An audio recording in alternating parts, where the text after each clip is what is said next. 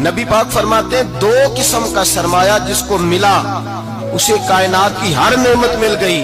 اور حضور نے فرمایا میں اپنے غلاموں کو نصیحت کرتا ہوں یہ دو دولتیں ایسی ہیں جو اللہ سے مانگا کریں.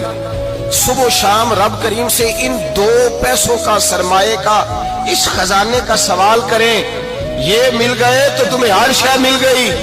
یا رسول اللہ وہ کون کون سی چیزیں ہیں؟